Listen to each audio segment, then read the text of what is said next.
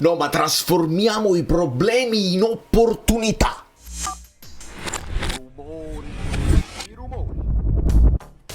Perché veramente il fatto che ti sia successo adesso col mercato aperto è un'occasione, è un'opportunità per mettere proprio lo metti proprio sul tavolo.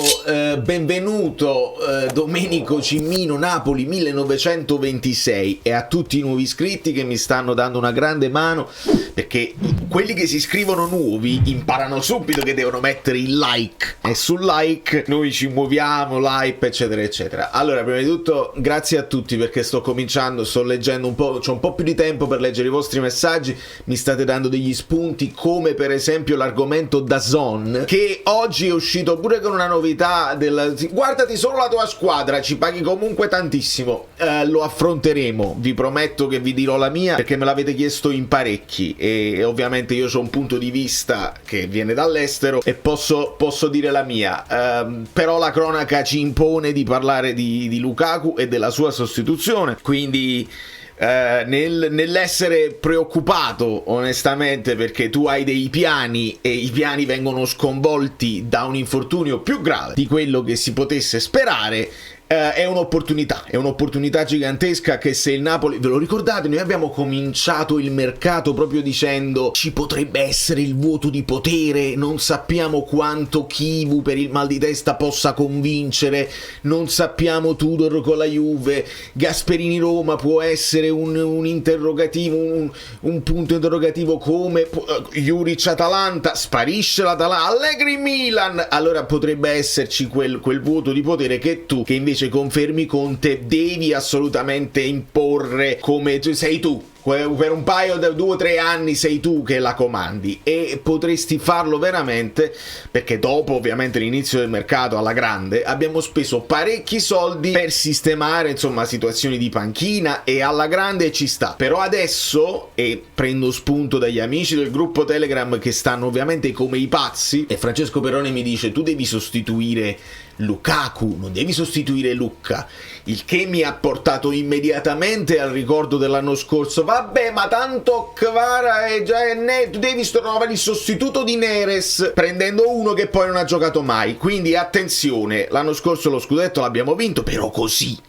Dobbiamo ricordarci che l'abbiamo vinto così, e non vorrei fare errori, e capiamoci, perché poi rischi veramente tanto. Veramente non stai perdendo, perché Lucca è il futuro che che doveva imparare da Lukaku per essere pronto. Adesso Lucca avrà una grande occasione di essere titolare, però nel frattempo tu non puoi pensare che con grande entusiasmo ed ottimismo Lucca non gli viene mai niente e devi essere pronto con un pezzo pesante. Automaticamente le voci che si giravano sono quelle di Zirkzee, ma non perché io sia innamorato di Zirkzee già dai tempi di prima già col Parma avevo intravisto delle cose interessanti, no, ma perché proprio come caratteristiche è quell'attaccante associativo che potrebbe far comodo al Napoli, per come Conte già interpreta il ruolo dell'attaccante. Ci spostiamo un attimo e cerco di farlo breve, ma non lo so. Perché parlo a questo punto di Zirkzee? Perché se la roba è grave, se si parla di alto grado di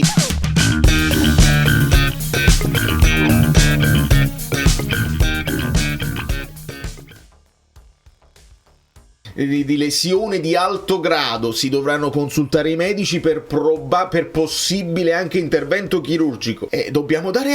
diamo atto a quelli che l'avevano fatta pesante, perché evidentemente la preoccupazione, le cose girano, e quindi gli insider, quelli pesanti, ne sanno più di noi, ci anticipano anche i numeri di maglia, quindi dobbiamo fidarci un po' di più sotto questo punto di vista. E signori miei, oggi è 18 agosto, se il discorso dei 3 mesi minimo parte da adesso, il primo mese ti trovi al 18 settembre, il secondo mese ti trovi al 18 ottobre, il terzo mese ti trovi al 18 18 novembre, se fossero 3 mesi più una riabilitazione eccetera eccetera, tu arrivi praticamente alla fine dell'anno, e se arrivi alla fine dell'anno avrebbe senso, secondo me, pensare di mettere Lukaku fuori lista, il che ti permetterebbe di fare delle operazioni, perché almeno fino a gennaio, perché poi a gennaio le rifai le liste, e questa è una cosa normale. Quindi se tu Lukaku per un momento lo sposti di qua, già potesti prenderti Zirkzee, sempre che il Manchester lo voglia fare, sempre che lui voglia venire, sempre che nessuno si sconvolga e il Napoli abbia intenzione di farlo, che poi Zirkzee è uno statement anche per il futuro, che la coppia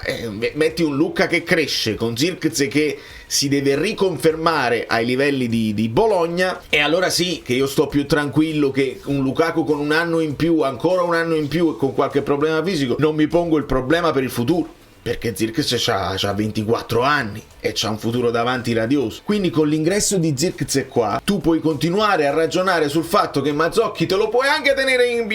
se non vuoi fare poi l'Elmas, se vuoi fare veramente lo squarcione, il gradasso, se vuoi fare veramente il gradasso, allora tu hai la possibilità, levi Lukaku momentaneamente, levi anche Mazzocchi se qualcuno, perché ci dicevano il Sassuolo ma non ne ha parlato nessuno, levi Mazzocchi e puoi fare anche l'esterno sinistro. Se non vuoi fare tutto questo perché magari qualche soldo lo spendi anche per Diouf, per dare una mano al centrocampo, è arrivato Gutierrez, le visite mediche, tutto a posto, credo, non ero lì, Huanlu per la situazione che ti potrebbe aiutare, se metti Huanlu come vice di Lorenzo, puoi rimonetizzare con Zanotti, puoi spostare Spinazzola di nuovo da vice di Lorenzo, lo puoi rispostare a vice Lang, e io lo accetto se tu decidi anche di non fare un elemento come esterno sinistro, se però mi prendi Zirkzee. Se invece non mi prendi Zirkzee vuol dire che, e qualsiasi altro tema, mo stanno parlando veramente, stanno facendo tutti i nomi, Pinamonti, Piccoli, lo stesso Vlahovic, Dobvik, cioè che ce l'hanno ma Dobvik è proprio il contrario dell'associativo, nel senso che uno che come punta, sì, qualche tapino, qualche cosa, con la Roma non ha, i romanisti non sono contentissimi di Dobvik, anche quelli che insomma i più positivi della tifoseria. Purtroppo ha avuto l'effetto Vlahovic, nel senso che gli dai un pallone, non è in grado di fare tutto il lavoro che ti fa Lukaku, mentre Zirkzee è in grado, ha dimostrato di essere in grado proprio come caratteristiche, e lo vediamo in due modi. Prima di tutto con lo scouting report, dove andando nello specifico guardate quanto verde nei passaggi, è proprio uno che prende il pallone e quando la passa il pallone va in porto, tocca il pallone, c'ha tecnica, c'ha rifinitura Zirkzee, il pallone va in porto, tipi di passaggi, anche palle in profondità, cioè perché lui viene, aspetta l'inserimento e la palla in profondità te la sa mettere. A livello di gol potrebbe fare di più, ma ovviamente dobbiamo anche considerare che questa è l'annata del Manchester United, cioè la squadra disastrata, dove ha giocato anche poco e con poca continuità. Fase difensiva, guardate quanti taco, fase difensiva che Zirkzee fa, in fase di possesso ti convince, e insomma questo è Zirkzee. Poi, mettendolo in paragone, io qua ho preso però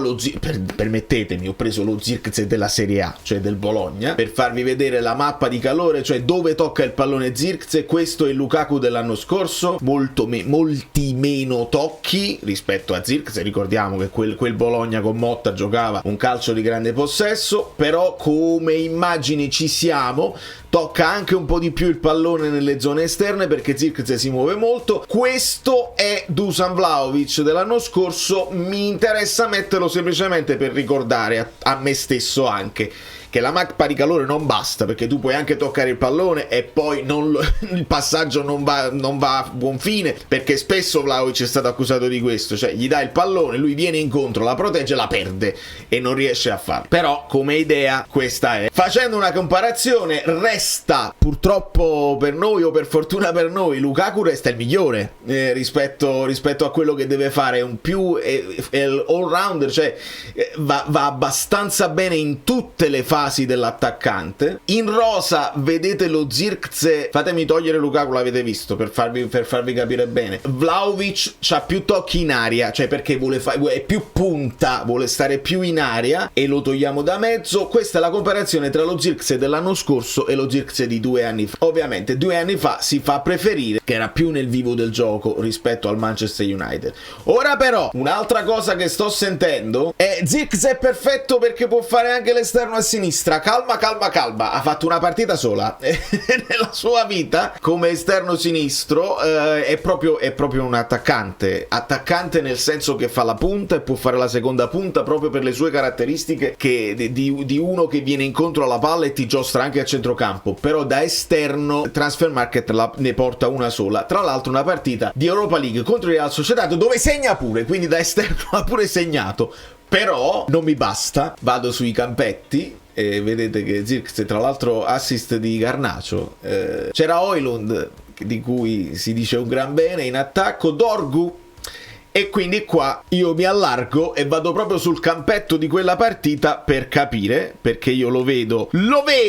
Zirkzee qua come esterno sinistro di un attacco a 3, però continua a non bastarmi, quindi vado a vedermi le posizioni medie e lo trovo qui a fare fondamentalmente la seconda punta, perché accanto a lui c'è Dorgu che va fino in fondo. Quindi non è un esterno che tocca la linea, è un esterno che sta molto centrale. Højlund sta qua, Garnacho vedete più esterno, quindi quello che faceva Garnacho sulla destra lo faceva bene o male Dorgu dall'altra parte, quindi io lo chiamo più 4-2-3-1 se vogliamo, che c'è Dalot che fa il terzino destro, con Yoro, De Ligt e Mazraoui, a centrocampo Casemiro a bloccare il tutto, con Bruno Fernandes a fare un po' più di regia avanzata, e Zirkzee fa a tutti gli effetti la seconda punta, il trequartista, quindi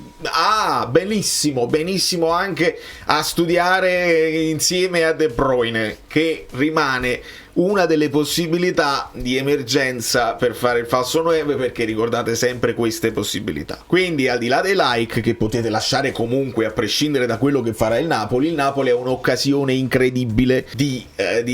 veramente di fare la voce grossa, adesso, e bisogna farla secondo me abbastanza in fretta, perché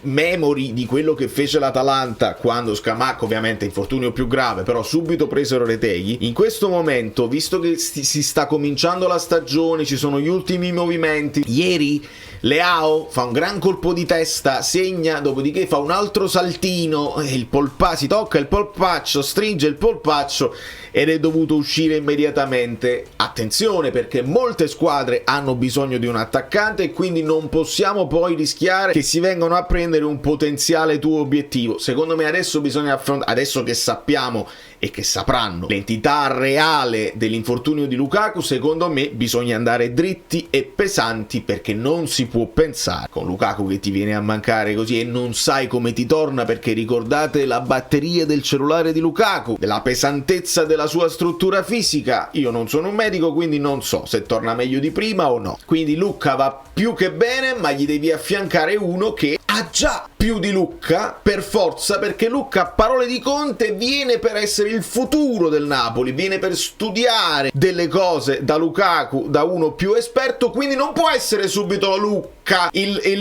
Lukaku, lo farà, sarà lui il titolare nel frattempo che tu risolvi e metti al passo l'altro acquisto, ma deve esserci per forza l'acquisto. Se sulla fascia puoi fare di necessità virtù, puoi cercare di arrangiare, non te lo vuoi pigliare Elmas, benissimo, ti arrangi mettendo McTominay, facendo crescere Lang, mettendo anche Spinazzola, il portiere, l'attaccante non si possono sbagliare, non si devono sbagliare, che alla fine piaccia o non piaccia, l'anno scorso Lukaku è stato inamovibile da quando è arrivato e il suo apporto di assist e di gol te lo ha dato, quindi non puoi pensare, avendo anche la Champions, di fare solo con Lucca e Ambrosino, non è pensabile proprio. Quindi chiara la situazione delle liste, il Napoli potrebbe permettersi di fare questa scelta, di mettere momentaneamente Lucca fuori dalla lista e lo fai rientrare, Lukaku fuori dalla lista e lo fai rientrare a gennaio, perché devi rifare le liste dopo il mercato di gennaio, e col calma lo fai rientrare. Se riesci a piazzare Mazzocchi, si libera un posto per l'eventuale Elmas di turno, che potrebbe ancora di più completare la situazione, e quindi non vai poi nel dover trovare la soluzione di emergenza. Però se il Napoli deve scegliere una sola cosa, io credo che sia obbligatorio d'Italia. Sembra quasi che sai, poco. Allora, aggiungere un attaccante, forse lo era anche prima dell'infortunio di Lukaku, ce lo siamo detti che forse Lukaku era troppo poco. Avere un raspatore di scorta ci ha fatto comodo in questi anni, uno in più oltre a Simeone prima scelta come vice Osimhen o vice Lukaku, ti ha fatto comodo, è stato importante, quindi pensare di rinunciarci secondo me è un rischio. Ovviamente adesso usciranno a catena tutti i vari nomi, leggo oltre a Dobbik, leggo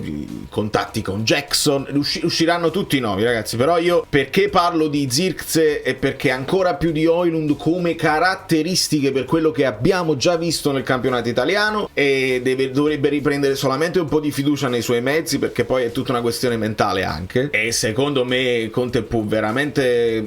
lavorare su una base di grande tecnica, di grandi conoscenze calcistiche che Zirkzee ha. Ci aveva aggiunto e gli mancava nell'anno del Bologna, ci ha aggiunto anche più finalizzazioni. Io per tante partite non capivo qual era il piede preferito di Zirkzee, e poi l'ho capito guardandogli tirare i rigori. Ma proprietà di palleggio, un gran fisico, perché è 1,93 e 1,93 con quella tecnica, con quella capacità di mettersi davanti al pallone, anche con un movimento solo di corpo, mandare a vuoto gli avversari, i difensori. Signori, io qua mi esalto tantissimo, ecco perché questo è un video che è più strutturato su di lui che non sulle varie possibilità. Poi se non si può fare, se i prezzi sono proibitivi, se il Manchester ha intenzione di togliersi Højlund e mantenerti Zirkzee, quello non dipende da me.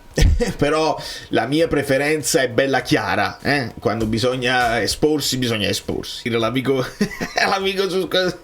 sul gruppo sta facendo la stessa cosa. Tyler, vedi quanto sono belli quelli sul gruppo Telegram che in automatico partono. Io non gli ho detto nemmeno niente che stavo facendo. Da New York, Valerio Fluido è tutto. Vi abbraccio e vi bacio, e speriamo che il Napoli colga l'occasione, perché è una cosa brutta ovviamente l'infortunio di un giocatore fondamentale, ma ti è arrivato nel momento ingiusto dove puoi porre rimedio.